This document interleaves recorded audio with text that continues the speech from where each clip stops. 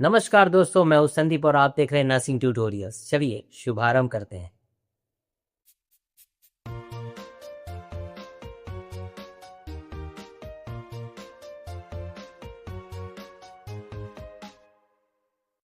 चलिए दोस्तों, आज हम लोग आगे बढ़ते हैं, नए टॉपिक को समझते हैं, नए टॉपिक को जानने की कोशिश करते हैं।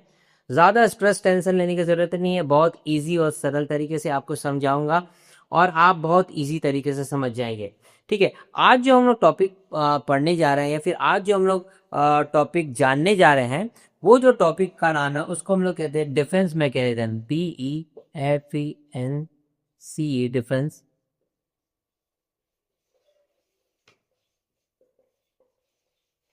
ठीक है, डिफेंस मैकेनिज्म। ठीक है, इसको हम लोग क्या बोलते हैं? Defence mechanism. ठीक है, तो यहाँ पर क्या है, अभी मैं आपके क्लासेस ले रहा हूँ, यूट्यूब पर क्लासेस ले रहा हूँ, साथ साथ मेरे जो है ऑनलाइन क्लासेस भी चल रही है। ठीक है, बहुत सारे लोग ऑनलाइन में भी मेरे साथ जुड़े हुए हैं। ठीक है, और यहाँ पर अब हम बात करेंगे आज वो है डिफेंस मैकेनिज्म के बारे में। किसके बारे में बात करेंगे हम? Defence mechanism. इस डिफेंस मैकेनिज्म को जानने से पहले हम लोग एक चीज को जान लेते हैं कि एक्चुअली डिफेंस मैकेनिज्म होता क्या है और डिफेंस मैकेनिज्म काम कैसे करता है। ठीक है, तो सबसे पहले एक बात को देख लीजिए, ये कहलाता है माइंड। क्या कहलाता है? माइंड। ठीक है, हर इंडिविजुअल के पास माइंड होता है और ये उनके कैपेबिलिटी के हिसाब से काम करता है। ठीक है, अपनी कैपेबिलिटी, अपने माइंड की कैपेबिलिटी के हिसाब से काम करता है। और ये माइंड जो है, इसके अंदर बहुत सारी चीजें होती है, जैसे कि आपका हो गया thoughts, emotions, perception, thinking, reasoning. ठीक है, और बहुत सारे थॉट्स है जो क्या है, जैसे इंटेलेक्चुअल। तो ये बहुत सारे थॉट्स है, जो सारे थॉट, जैसे थॉट्स हो गए, इमोशन, परसेप्शन, क्या, थिंकिंग, रीजनिंग, ये सारे थॉट जो है वो किससे चलते हैं? With the help of mind. किससे चलते हैं? With the help of mind. ये सब का कंट्रोल कौन करता है? ये सब का जो है कंट्रोल जो है वो कौन करता है? वो कहलाता है, वो करता है आपका माइंड। ठीक है, माइंड सारी चीजों को, आपके थॉट्स को, आपके इमोशंस को, आपके परसेप्शन को, आपके थिंकिंग को, आप जो भी कार्य करते हैं वो सारी चीजों को हैंडल करने वाला कौन है? माइंड। ठीक है, तो आप जो भी बिहेवियर करते हैं और आप जो भी दूसरे के सामने एक्सप्रेस करते हैं वो करते हैं with the help of mind.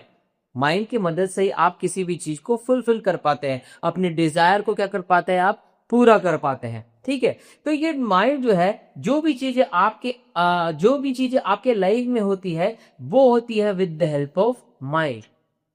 आप जो सोचते हैं उसी के हिसाब से क्या बोलते हैं? बन जाते हैं। जैसे कि एक थॉट है कि आप जैसे सोचते हैं और करते हैं वो वैसे ही क्या हो जाते हैं? आप बन जाते हैं। ठीक है, तो वैसे ही माइंड जो है, माइंड में बहुत सारी चीजें होती है, रीजनिंग, थिंकिंग, इमोशन, परसेप्शन, ये सारी चीजें होती है। और माइंड ही क्या करता है? ये सारी चीजों को क्या करता है? कंट्रोल करता है। ठीक है, अब यहां पर हम लोग बात करते हैं कि यहाँ पर आपने समझ गया कि माइंड क्या है और माइंड क्या चीजों को कंट्रोल करता है। ठीक है, यहाँ पर अभी हम लोग बात करते हैं कि डिफेंस मैकेनिज्म कैसे होता है। ठीक है, यहाँ पर डिफेंस मैकेनिज्म क्या है? डिफेंस मैकेनिज्म एक प्रोसेस है, या फिर बोल सकते हो एक, क्या बोल सकते हैं, एक कार्य है, मानसिक एक तरीका है जो क्या करता है? आपको किसी भी सिचुएशन से क्या करता है? किसी भी सिचुएशन पर हो, चाहे आप फियर के सिचुएशन पे हो, चाहे आप एंजाइटी के सिचुएशन पे हो, ठीक है, चाहे आप किसी भी सिचुएशन पे हो, इस सिचुएशन में आपको क्या करता है? वो प्रोटेक्ट करता है। क्या करता है? प्रोटेक्ट करता है। मतलब डिफेंस मैकेनिज्म एक ऐसा प्रोसेस है जो आपके स्ट्रेस को, आपके एंजाइटी को, आपके गिल्ट को, आपके फीलिंग्स को, ये सब चीजों को, जो भी सिचुएशन पैदा होती है उस सिचुएशन में आपको क्या करता है? प्रोटेक्ट करता है, उस सिचुएशन में आपको बचा कर रखता है। जैसे मैं एक एग्जांपल आपको देता हूं। जैसे आप कभी रास्ते पर जाते हैं और चलते चलते जा रहे हो, चलते चलते जा रहे हो, और अचानक से आपको क्या दिखता है? सामने में क्या दिख जाता है? सांप दिख जाता है। ठीक है, और सांप जैसे दिखता है तो आप क्या करते हो? अपने आप क्या करते हो? बैक हो जाते हो। ठीक है, अपने आप क्या हो जाते हो, आप बैक हो जाते हो। वो कैसे होता है, with the help of mind. ठीक है, और माइंड के अंदर क्या होता है, डिफेंस मैकेनिज्म, और यही डिफेंस मैकेनिज्म जो है वो आपको प्रोटेक्ट करता है, उस सिचुएशन से आपको बचाता है, आपको उस सिचुएशन से क्या करता है, बाहर निकाल लेता है।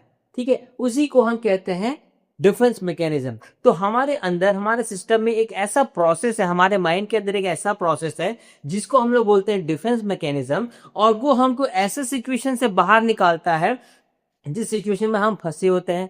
ठीक है, जिस सिचुएशन पर हमको डर लगता है, जिन सिचुएशन में हमको एंग्जाइटी आता है, जिस सिचुएशन में हमारा स्ट्रेस लेवल बढ़ जाता है, ठीक है, इन सारी सिचुएशन से हमको बचाता है डिफेंस मैकेनिज्म। ठीक है, अगर आप अगर सरल भाषा में बोले तो डिफेंस मैकेनिज्म क्या है, आपके माइंड का सीपीयू है। ठीक है, और ये सीपीयू के हिसाब से ही आपका पूरा बॉडी जो होता है, पूरा बॉडी जो है वो क्या करता है, वर्क करता है। आपके पूरे बॉडी को, आपके पूरे सिस्टम को क्या करता है, ये प्रोटेक्ट करके रखता है। ठीक है, उसी को हम लोग क्या बोलते हैं, डिफेंस मैकेनिज्म। उसी को हम लोग क्या बोलते हैं, डिफेंस मैकेनिज्म।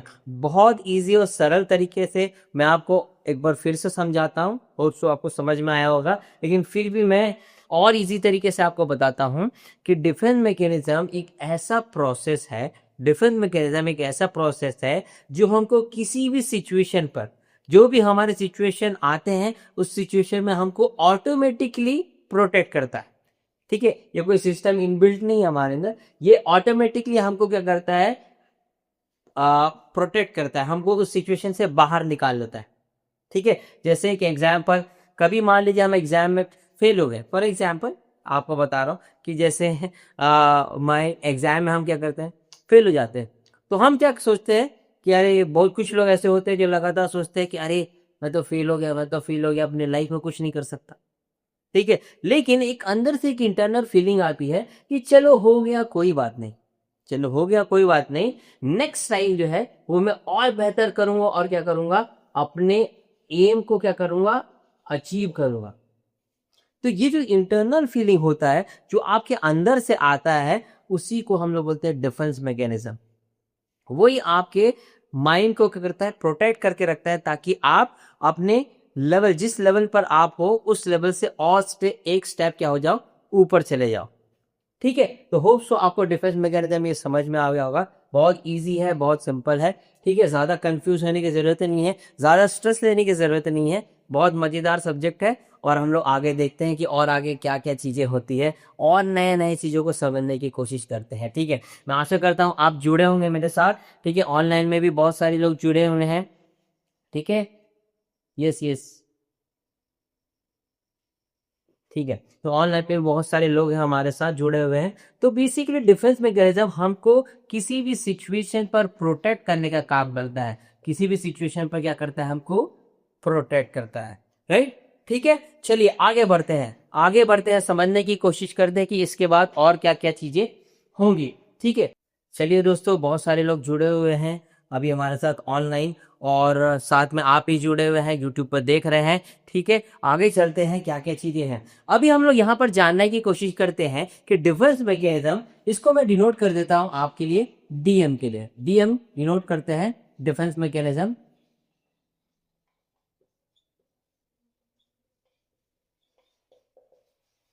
ठीक है, डीएम से मैं डिनोट करूंगा आपको डिफेंस मैकेनिज्म, ताकि मैं आप इजी से समझ सको।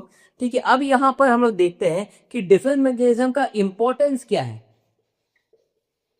डिफेंस डिफेंस मैकेनिज्म जो है वो हमारे लाइफ के लिए, हमारे माइंड के लिए इंपॉर्टेंट क्या है, हमारे लाइफ को सरवाइव करने के लिए इंपॉर्टेंट क्यों रखते हैं। सबसे पहला पॉइंट क्या है, this call mental health assessment. ठीक है, मेरे साथ जुड़े रहिए। ठीक है, यहां पर क्या है, हम लोग बात करते हैं इंपॉर्टेंस क्या है, मेंटल हेल्थ असेसमेंट। ठीक है, मेंटल हेल्थ को के असेसमेंट के लिए बहुत इंपॉर्टेंट काम करता है डिफेंस मैकेनिज्म। क्यों? क्योंकि ये डिफेंस मैकेनिज्म ही जो है वो हमारे पूरे बॉडी को चलाता है, वही हमारे को थॉट देता है, वही हमारे किसी भी सिचुएशन में जब हम फंस जाते हैं तो हमको कोपिंग मैकेनिज्म देता है कि हम क्या करते हैं उस सिचुएशन से बाहर निकल सके। तो मेंटल हेल्थ असेसमेंट के लिए भी डिफेंस मैकेनिज्म बहुत इंपॉर्टेंट रोल करता है। दूसरा, पेशेंट बिहेवियर। दूसरा हम समझते हैं पेशेंट बिहेवियर। ठीक है, पेशेंट बिहेवियर को भी समझने के लिए, पेशेंट के बिहेवियर को जानने के लिए, पेशेंट क्या बिहेव करेगा, कैसे बिहेव करेगा, अभी पेशेंट क्या बिहेव कर रहा है, ठीक है, उसको डायग्नोस करने के लिए, उसको समझने के लिए भी हमको किसकी जरूरत पड़ती है? डिफेंस मैकेनिज्म की। क्यों? क्योंकि डिफेंस मैकेनिज्म ही एक ऐसा सिस्टम है जो हमको किसी सिचुएशन से बचाता है, हमको किसी सिचुएशन से कोप करने में मदद करता है, राइट? अगर हम कहीं जा रहे हैं और अचानक से गिरने वाले होते हैं तो हम क्या होते हैं? बच जाते हैं। तो आप क्या बोलते हैं कि अरे यार मैं तो बच गया, अरे यार मैं गिरने वाला था, मैं बच गया। वो कैसे होता है? With the help of defence mechanism. ठीक है, जैसे कि मैं एक एग्जांपल बताता हूं आपको रैशनलाइजेशन का। हम क्या होते हैं, क्लास में जाते हैं, सारे स्टूडेंट्स जानते होंगे कि हम क्लास में जाते हैं और टीचर बोलती है कि कैसे तुम लेट हो गए आज। तो हम क्या बोलते हैं कि अरे आज ये सिचुएशन आ गया था, या फिर आज मेरी गाड़ी की टायर पंचर हुई, मैं स्कूटी से आ रहा था और मेरी गाड़ी के टायर पंचर हो गई, ठीक है, इसके कारण मैं लेट हो गया। तो क्या है, हम रैशनलाइजेशन देते हैं। क्यों? उस सिचुएशन की, जो भी सिचुएशन होता है उस सिचुएशन से बचने के लिए हम क्या करते हैं? एक थॉट्स पैदा करते हैं, एक थॉट बनाते हैं। क्या करते हैं? एक थॉट बनाते हैं ताकि हम उस सिचुएशन से बाहर निकल जाते हैं।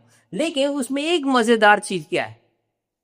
उसमें एक मजेदार चीज ये है कि हम जो भी थॉट हमारे माइंड में प्रोसेस करता है, वो ये थॉट जानता है कि जो भी चीजें मैं सर को बोलूंगा या मैम को बोलूंगा, मैम उसको क्या करेगी? एक्सेप्ट कर लेगी,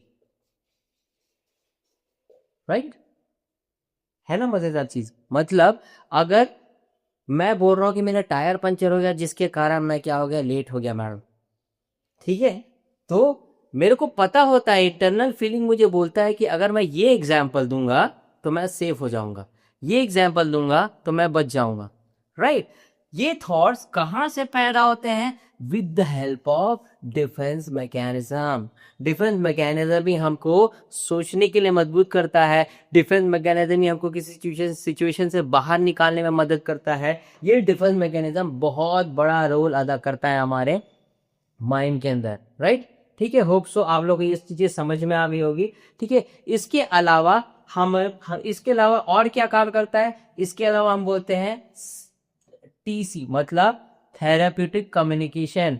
प्रॉपर कम्युनिकेट वन पर्सन से अनदर पर्सन में कम्युनिकेट करने के लिए, अपने इंफॉर्मेशन को प्रोवाइड करने के लिए, वन पर्सन से अनदर पर्सन को इंफॉर्मेशन प्रोवाइड करने के लिए एक अच्छा कम्युनिकेशन कौन मदद करता है?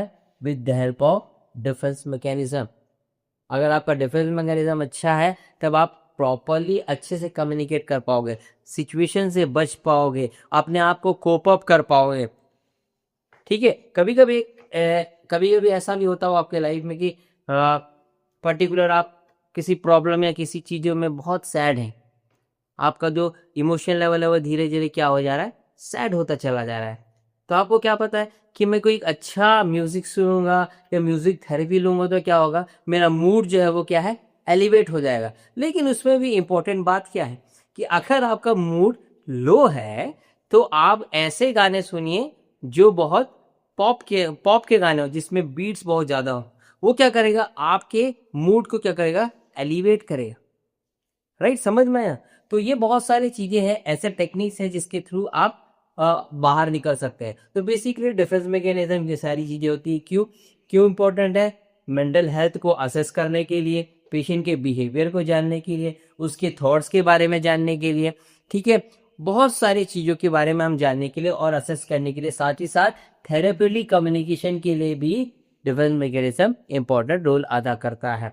ठीक है, चलिए आगे बढ़ते हैं और समझने की कोशिश करते हैं कि इसके बाद कितने टाइप्स के डिफेंस मैकेनिज्म है और वो कैसे वर्क करता है, कौन कौन सा डिफेंस मैकेनिज्म किस सिचुएशन पर हम यूज करते हैं। ठीक है, चलिए आगे बढ़ते हैं और देखते हैं। चलिए दोस्तों आगे बढ़ते हैं टाइप्स में। आज हम लोग अब जाने हैं कि हम लोग टाइप्स क्या होता है, टाइप्स ऑफ डीएम क्या है, टाइप्स ऑफ डिफेंस मैकेनिज्म क्या है, ये सारी चीज़ों को देखते हैं और समझने की कोशिश करते हैं। ठीक है, सबसे पहला जो टॉपिक आता है वो आता है डिनाई। सबसे पहले जान लेते हैं कि टाइप्स कितने टाइप के होते हैं। बेसिकली टाइप जो है वो आपके 10 टाइप के होते हैं। डिफेंस मैकेनिज्म बेसिकली कितने टाइप के होते हैं, 10 टाइप के। ठीक है, 10 टाइप्स के टाइप होते हैं। फर्स्ट दिस कॉल्ड डिक्लाइन या फिर denial. Second is called projection. Third is called rationalization. Fourth is called regression. Next is called displacement. Then the next is called sublimation. Seventh, reaction formation. Eighth, compensation. Ninth, intellectualization. 10th is called repression. ठीक है, तो basically जो आपका defence mechanism है वो कितने type का होता है, 10 टाइप के डिफेंस मैकेनिज्म होते हैं। ठीक है, यहां पर सबसे पहले जान लेते हैं, मैं आपको फिर से बता देता हूं, आप एक चीज को पकड़ कर रखिएगा चलिएगा कि डिफेंस मैकेनिज्म होता क्या है। डिफेंस मैकेनिज्म एक ऐसा इंटरनल प्रोसेस है, एक ऐसा इंटरनल प्रोसेस है जो क्या करता है, आपको किसी पर्टिकुलर सिचुएशन पर क्या करता है, सेव करता है या तो बचाता है। क्लियर हो गया, यहाँ तक समझ में आ गया। इस चीज को पकड़ कर चलिएगा कि डिफेंस मैकेनिज्म क्या होता है, एक ऐसा प्रोसेस है जो हमको किसी भी सिचुएशन से बचाता है। ठीक है, तो वो सारे सिचुएशन क्या क्या होते हैं वो अब हम लोग वन बाय वन समझते हैं, वन बाय वन पढ़ते हैं। ठीक है, सबसे पहला जो टाइप्स होता है वो होता है डिनाई।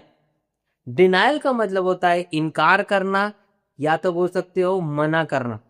ठीक है, डिनाइल एक ऐसा प्रोसेस है जिसपे हम क्या करते हैं, मना करते हैं कि ये आपने किया ही नहीं है, चाहे वो काम किए हो, लेकिन हमको बचना है तो हम क्या करेंगे, हमारा मन उस चीज को बोलेगा इस चीज को मैंने किया ही नहीं है। ठीक है, कैसे, ये चीज तुमने चोरी किया है, ये पेन तुमने चोरी किया है, नहीं मैंने तो उसको किया ही नहीं है। ठीक है, सीधा नकार देना, सीधा मना कर देना कि मैंने उस चीज को किया ही नहीं है। अगर मैं सीधे मैं मेंटल इलनेस की बात करूं और मेंटल हेल्थ के बारे में बात करूं, उसके हिसाब से अगर मैं आपको एग्जांपल देता हूं, तो अगर हम किसी भी मेंटल इल पेशेंट को पूछेंगे तुम बीमार हो, तो वो सीधा डिक्लाइन कर देगा नहीं मैं तो बीमार ही नहीं, मैं बीमार ही नहीं, मुझे जबरदस्ती लोग पकड़ के लेकर आए, जब भी मैं गया था बाहर मुझे जबरदस्ती खींच के ले आए। ठीक है, तो ये सारी चीजें स्टेटमेंट वो देते हैं, वो सीधा डिनायल कर देते हैं कि इसके बारे में मुझे कोई जानकारी नहीं है, मैं ऐसा जो भी ये चीजें बोल रहा है वो मैं कुछ चीजें मैंने उसने किया ही नहीं है, सीधा डिनायल कर देता है। उसको हम लोग बोलते हैं नकारात्मक सोच या फिर इनकार कर देना कि वो सारी चीजें मैंने किया ही नहीं है। ये सबसे बड़ा इंपॉर्टेंट चीज होता है, हर इंडिविजुअल के अंदर आपको ये दिखेगा। तुमने ये सब चीजों को किया है, सीधा बोलेगा नहीं मैंने तो किया ही नहीं, इसके बारे में मुझे कोई जानकारी नहीं है। ठीक है, तो ये क्या है, देखिए जरूरी नहीं है, ये मत समझिएगा कि सिर्फ मेंटल इल पेशेंट में होता है, नहीं ये हर एक इंडिविजुअल के अंदर होता है। और ये एक पार्ट है हमारे सोच का है, हमारे थॉट्स का पार्ट है कि हम कौन से सिचुएशन में कौन सा थॉट यूज करते हैं। भाई समझ में आ गया, तो ये नॉर्मल ह्यूमन बींग्स के लिए भी है, नॉर्मल इंसानों के लिए भी है। ठीक है, तो सबसे पहला जो पार्ट है उसको हम लोग बोलते हैं डिनाई। डिनाई मतलब इनकार कर देना, किसी सिचुएशन में जब हम फंस जाते हो तो उस सिचुएशन में हमको बचने के लिए, बाहर निकलने के लिए हम सीधा नकार देते हैं कि नहीं इस चीज को मैंने नहीं किया, इसको डिनाई। चलिए तो दूसरे पार्ट में आते हैं, और दूसरा पार्ट कहता है प्रोजेक्शन। प्रोजेक्शन जैसे कि मतलब होता है किसी भी चीज को प्रोजेक्ट करना, तो इसको प्रोजेक्शन। मतलब जैसे स्कूल कॉलेज में भी प्रोजेक्टर होता है, क्या करता है, क्या काम होता है उसका, प्रोजेक्ट करना, जो भी चीजें हैं उसको दिखाना, इसको प्रोजेक्ट करना। तो यहाँ पर क्या होता है कि इस सिचुएशन में या इस प्रोजेक्शन में क्या होता है कि इंडिविजुअल जो होता है वो क्या करता है, अपने इमोशंस को क्या करता है दूसरे के ऊपर थोप देता है। मतलब गुस्सा तो मैं हूं, लेकिन मैं बोलूंगा कि वो नर्स जो है वो मेरे से गुस्सा है। समझ मेरी बात, क्लियर हो गया। इसका मतलब होता है प्रोजेक्शन, मतलब जो चीजें मेरे अंदर चल रही है मैं किसी और के ऊपर थोप दूंगा, उसे हम लोग बोलते हैं प्रोजेक्शन। तो ये भी क्या है, एक टाइप का पार्ट है हमारे अंदर जो इनबिल्ट होता है जब हम किसी सिचुएशन में फंस जाते हैं।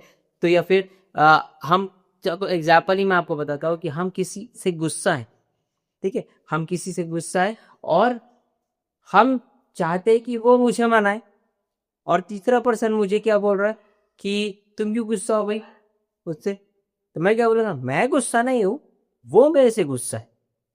That's called projection. मतलब अपनी इमोशंस को, अपनी फीलिंग्स को आप दूसरे के ऊपर थोप देते हैं कि उसने मेरे साथ ऐसे किया। That's called projection. क्लियर हो गया, समझ में आ गया आपको? उसको हम लोग बोलते हैं प्रोजेक्शन, इसी को हम लोग बोलते हैं प्रोजेक्ट करना। मतलब अपने फीलिंग्स को दूसरे के ऊपर थोप देना कि वो मेरे साथ ऐसा कर रहा है। That's called projection. ठीक है। Third point that's called rationalization. बहुत इंपॉर्टेंट पॉइंट है रैशनलाइजेशन। हर बच्चा, हर स्टूडेंट कहीं ना कहीं रैशनलाइजेशन का यूज करता है। किसी सिचुएशन में फंसोगे, आप रैशनल दे दो, क्यों भाई आज क्यों लेट आए तू, तो आप क्या बोलोगे कि आज टायर पंचर हो गया था, आज गाड़ी खराब हो गई थी, आज ये प्रॉब्लम हो गया था, हमारे चच्चा बीमार है, हमारे दोस्त बीमार हैं। ठीक है, ये क्या है, एक टाइप का रैशनलाइजेशन है जो रैशनल देते हैं और उस सिचुएशन से हमको बाहर निकालने में मदद करता है। और हमको ये पता होता है कि मैं ये रैशनल दूंगा तो वो उस चीज को क्या करेंगे, एक्सेप्ट कर लेंगे। उसको हम लोग क्या बोलते हैं, रैशनलाइजेशन। ठीक है, तो यहाँ चीजें अब तक हम लोग क्या पढ़ लिए, हम लोग पढ़ लिए डिनायल क्या है, प्रोजेक्शन क्या है और रैशनलाइजेशन क्या है। ठीक है, क्या है आगे का मतलब होता है, आगे जो है दिस कॉल्ड रिग्रेशन। क्या होता है, regression. First this called denial, second this called projection, third this called rationalization, fourth this called regression. Regression का मतलब क्या होता है, ये एक ऐसा बिहेवियर है जिस सिचुएशन पर क्या होता है रिग्रेशन में कि आप अपने आप को कंसाइज कर लोगे। आप अगर किसी सिचुएशन में फंस जाओगे या आप किसी सिचुएशन पर आ जाओगे तो आप क्या करोगे, एक आपका स्ट्रेस लेवल बढ़ेगा तो आप क्या करोगे, अपने आप को कंसाइज कर लो। जैसे रिग्रेशन में मैं आपको समझाने की कोशिश करता हूँ। जैसे मान लीजिए आपका स्ट्रेस लेवल बढ़ गया, ठीक है, बहुत ज्यादा स्ट्रेस हो रहा है, तो क्या करोगे, आप अपने आप को कंसाइज कर लोगे, आप अपने आप को सिक्योर कर लोगे कि मुझे इस सिचुएशन से अब आगे कुछ सोचना ही नहीं है। क्योंकि आपको ऐसा लगने लगेगा कि अब मैं इसके बाद तो कुछ करूंगा तो क्या होगा, वो भी गलत हो जाएगा। अगर इस सिचुएशन में अगर मैं किसी को और मदद करता हूं तो मुझे और प्रॉब्लम हो जाएगा। यहाँ तक तो मैंने किया है, अरे यार वो टीचर मैडम मेरे को बोली थी, ठीक है, अब मैं उसकी हेल्प करने जाऊंगा, क्योंकि वो स्टूडेंट्स की हेल्प करूंगा तो मैं खुद फंस जाऊंगा। ठीक है, तो ये जो बिहेवियर होता है उसको हम लोग बोलते हैं रिग्रेशन। तो रिग्रेशन क्या करता है, हमको कंसाइज करता है, अपने आप को सिक्योर करने की कोशिश करता है, हमको बचाने की कोशिश करता है कि इसके आगे जब आप स्टेप लोगे ना तो आप फंस जाओगे, या इसके आगे आप कुछ और करोगे तो गलत हो जाएगा। ठीक है, तो वो उसको उस सिचुएशन को हम लोग बोलते हैं रिग्रेशन। ठीक है, समझ में आ गया। देन नेक्स्ट टॉपिक आता है, उसको हम बोलते हैं डिस्प्लेसमेंट। डिस्प्लेसमेंट का मतलब होता है कि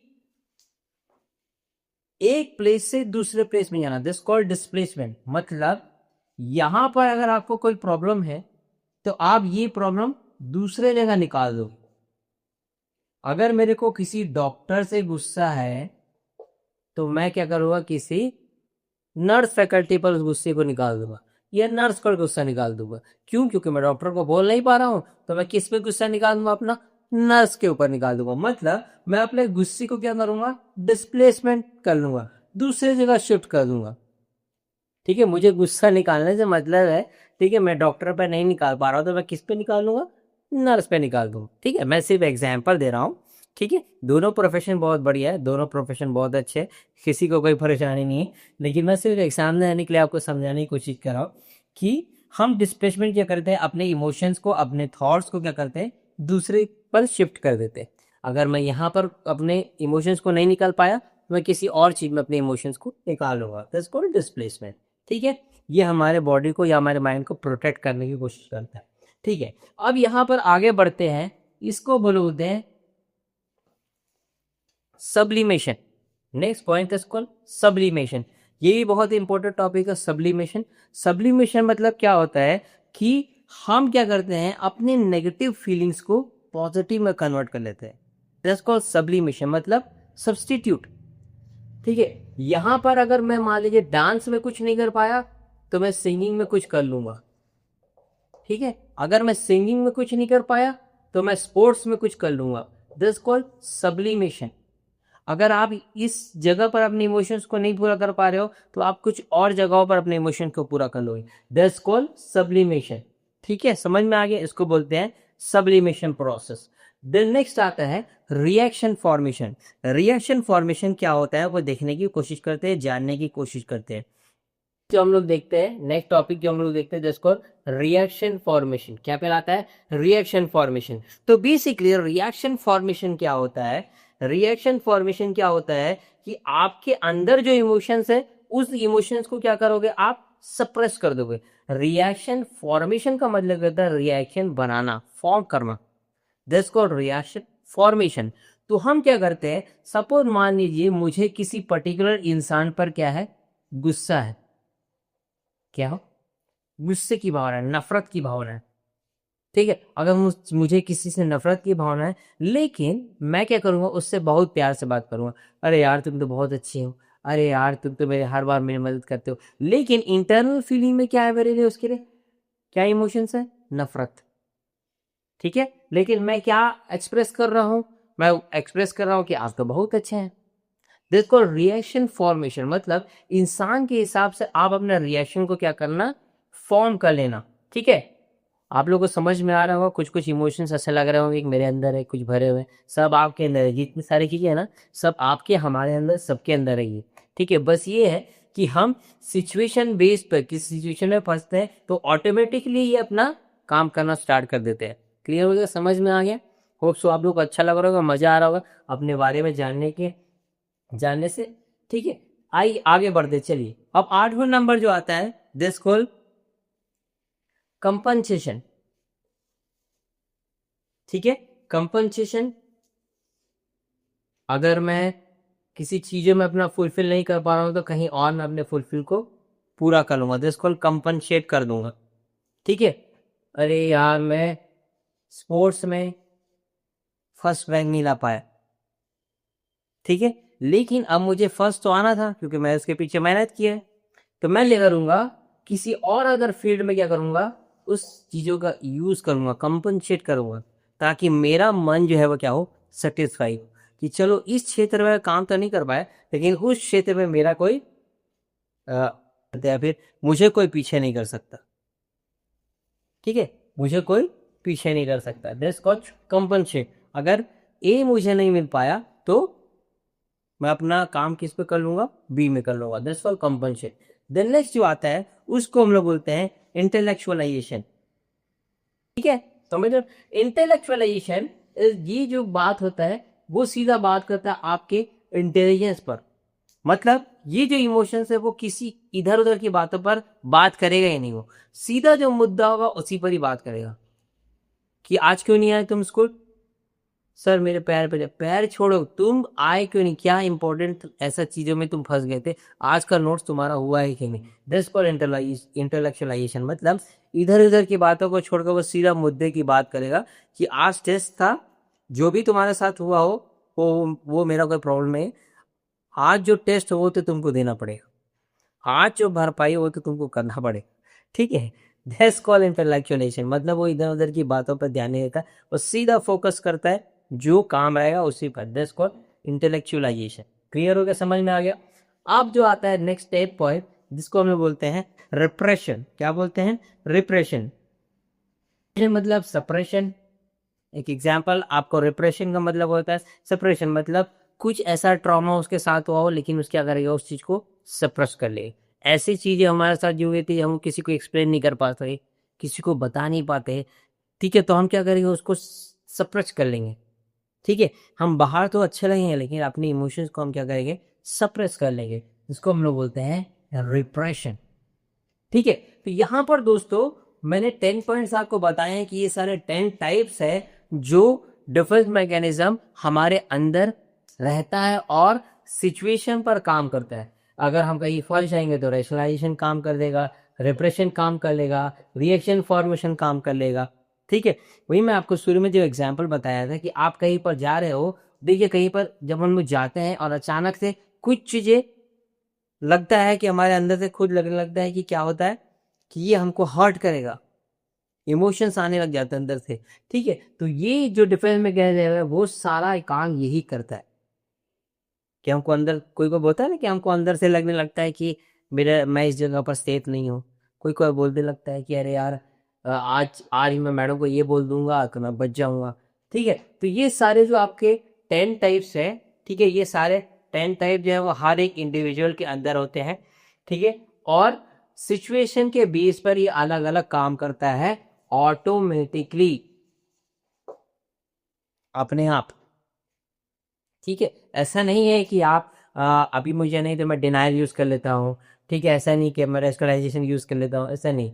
वो अपने आप आपका उस सिचुएशन पर अपने आप फिट हो जाता है, अपने आप आ जाता है। ठीक है, तो होप सो आपको समझ में आया होगा कि डिफेंस मैकेनिज्म क्या है, डिफेंस मैकेनिज्म हम कितने टाइप के होते हैं, और ये डिफेंस मैकेनिज्म हर एक इंडिविजुअल के अंदर होता है।